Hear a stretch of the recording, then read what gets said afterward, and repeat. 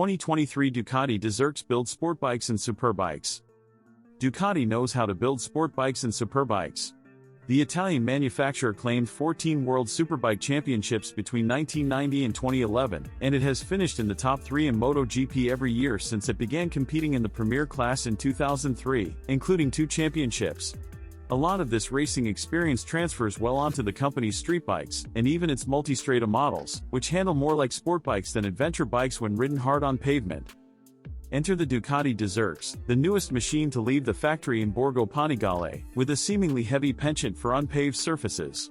Styling-wise, the DesertX looks like it's ready to tackle the Dakar Rally with a rally-inspired fairing, long travel suspension, and off-road friendly wheel sizes.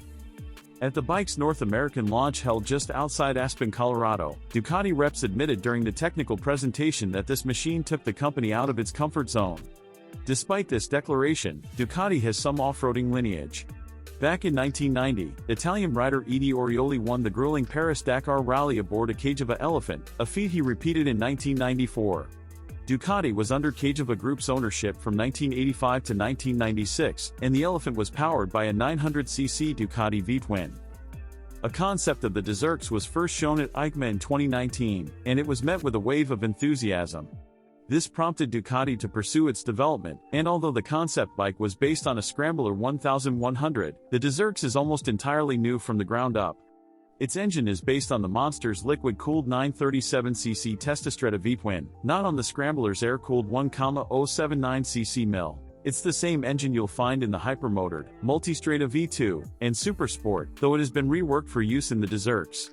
It claims 110 horsepower and 68 pounds-to-foot of torque, and changes include dedicated ride and power modes.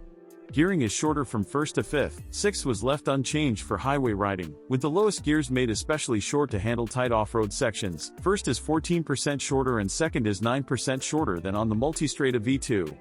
Valve adjustment intervals are set at 18,000 miles. The DesertX is the first modern Ducati to roll on a 21-inch front and 18-inch rear wheel combo, and the rims are cross-spoked and tubeless.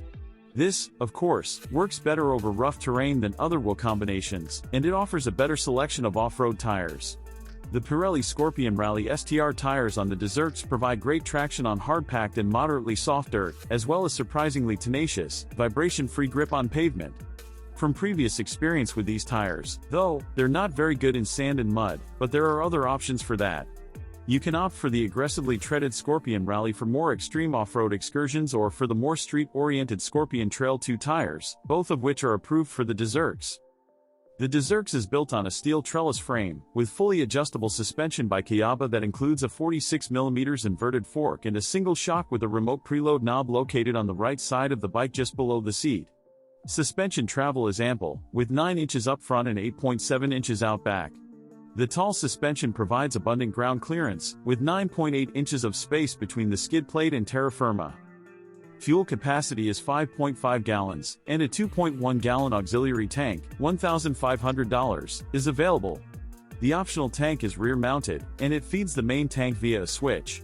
When the fuel level in the main tank drops low enough to accept the additional 2.1 gallons, the rider is prompted to switch on the auxiliary tank through the instrument panel, and the extra fuel is then pumped into the main tank.